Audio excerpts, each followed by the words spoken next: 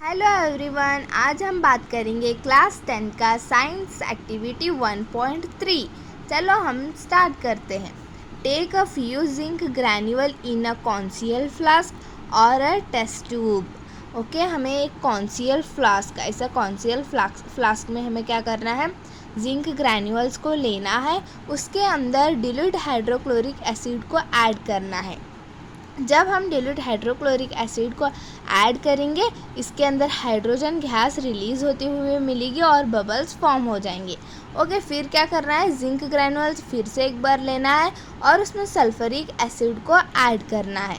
तब भी हमें यही ऑब्जर्वेशन मिलेगा कि इसके अंदर H2 गैस रिलीज होगी और बबल्स फॉर्म होते हुए देखने को मिलेगा। ओके, यहाँ पे एक क्वेश्चन दिया है, handle the acid with care. ये जो एसिड है ना, इसे बड़े सावधान से पकड़ना है करको एक क्वेश्चन बोलता है। Okay, do you observe anything happening around this zinc granules. Okay, हमें क्या ऑब्जर्व करने को मिलता है, जब जिंक ग्रैन्यूल्स रिएक्ट करते हैं तो बबल्स फॉर्म होते हुए देखने को मिलेगा। Okay, touch the conical flask और test tube, is there any change in its temperature. जब हमें कॉन्सियल फ्लास्क को टच करते हैं तब हमें क्या वो टेम्परेचर चेंज होते हुए दिखाई देगा, तो इसका आंसर है यस। जब हम कॉन्सियल फ्लास्क को टच करते हैं तो ये हीट वो कॉन्सियल फ्लास्क हम ना गर्म होते हुआ दिखाई देगा, तो टेम्परेचर में यहाँ पे क्या हुआ, चेंज हुआ है, तो इसका आंसर हो जाएगा एस। ओके, मैं यहाँ ऑब्जर्वेशन लिखे सो है, क्या है, क्या कहता है, gas bubbles are formed on the zinc granule and show the emission of hydrogen when the vessels is touched the warm the hints exothermic character of the reaction. Okay, हमें रिएक्शन में क्या मिलेगा, गैस बबल्स फॉर्म होते हुए मिलेगा और hydrogen gas release होते हुए मिलेगी, और ये रिएक्शन के अंदर हीट रिलीज़ होगी, तो हीट रिलीज़ होगी मीन एक्सोथर्मिक ये रिएक्शन है। ओके, हाँ, ये देखो, ये जिंक, ये hydrochloric acid, zinc hydrochloric acid का जब रिएक्शन कराएंगे, ये क्या है, लो रिएक्टिव प्रोडक्ट है, ये हाई रिएक्टिव प्रोडक्ट है।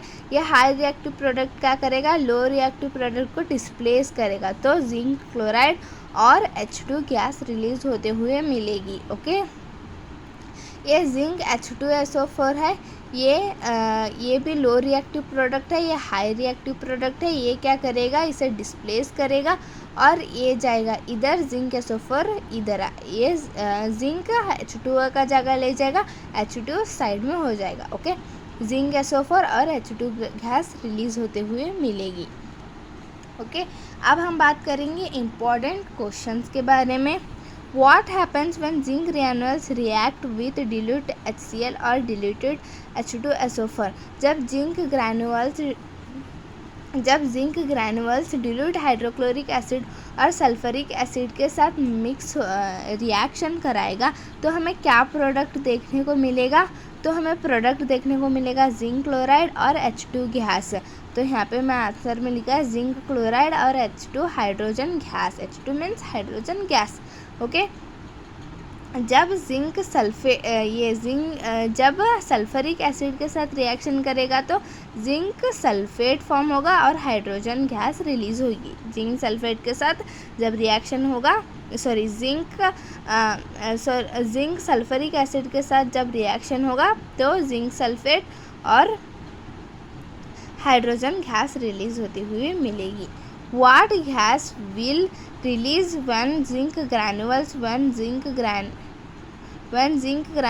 react with dilute hydrochloric और dilute सल्फरिक एसिड में यहाँ पे when zinc granules 2 बार लिख दी तो घाट पाऊंगी ये। ओके, जब जिंक ग्रैन्यूल्स है सो डिल्यूट हाइड्रोक्लोरिक एसिड और सल्फरिक एसिड के साथ रिएक्ट करेंगे तो हमें कौन सी गैस देखने को मिलेगी, hydrogen gas. What type of reaction, ये कौन सी टाइप की रिएक्शन है, ये एक्सोथर्मिक रिएक्शन है। बोले तो इसके अंदर से हीट रिलीज होगा, तो ये एक्सोथर्मिक रिएक्शन और रिडॉक्स रिएक्शन होगा। Okay, exothermic and redox reaction है ये। What is happening around zinc granules during this reaction? Okay. Bubbles of hydrogen gas formed around zinc granules.